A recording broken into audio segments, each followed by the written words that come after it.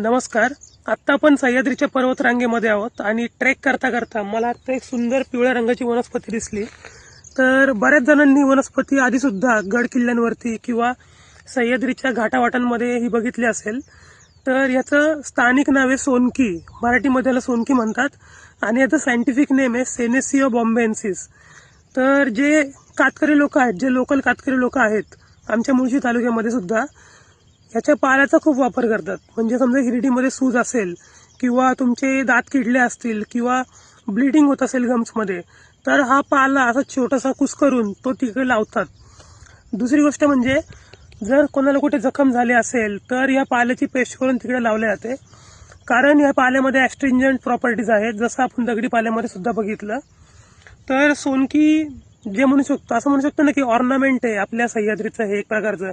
म्हणजे पाऊस पडल्यानंतर जेव्हा थंडी लागते तेव्हा सोनकी अशी अथांग पसरते पिवळ्या रंगाची आणि सह्याद्री अशी पिवळ्या निळ्या खूप साऱ्या फुलांनी अशी सजून जाते एकदम. फर्स्ट टाइम या फुलाचे फोटो मी अमोल तळेकर म्हणून माझे मित्र आहेत, तर त्यांच्या इंस्टाग्रामच्या पोस्टवरती बघितले होते. माउंटन मॅडनेस म्हणून त्यांचं अकाउंट आहे, एकदा नक्की जाऊन बघा. ते सुद्धा सह्याद्रीचे घाटवाटा फिरत असतात. आणि त्यानंतर मला कुतूहल होतं की या वनस्पतीमध्ये नक्की काय असेल काय नसेल. आणि सध्या काय झालंय की ही जी वनस्पती आहे ती आता हळूहळू कमी होत चाललेली आहे. सोनकी कमी होण्याचं कारण दोन आहेत. पहिलं म्हणजे जे डेव्हलपमेंट वाढत चाललंय तर त्याच्यामुळे याच्यासाठी लागणारी जी इकोसिस्टीम आहे ती कमी होत चालली आहे.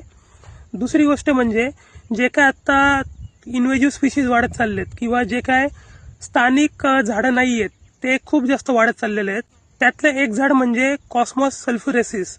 तर हे जे झाड आहे तर ते दिसायला खूप चांगलं आहे, त्याला सुंदर पिवळ्या रंगाची फुलं येतात, पण ते तेवढंच बेकार सुद्धा आहे. त्याने जे स्थानिक झाडं आहेत, फॉर एक्झाम्पल ही जी सोनकी आत्ता आपण बघितली, तर ती सोनकी नष्ट होण्याचं कारण हे दोनच आहेत. एक तर डेव्हलपमेंट आणि दुसरं म्हणजे जे काही इन्व्हेजिव्ह झाडं वाढत चाललेली आहेत त्याच्यामुळं.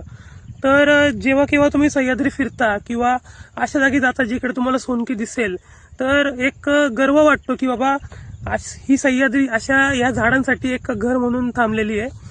आणि ह्या सगळ्यांचं संरक्षण करणं हे आपली जबाबदारी आहे असं मला वाटतं. धन्यवाद.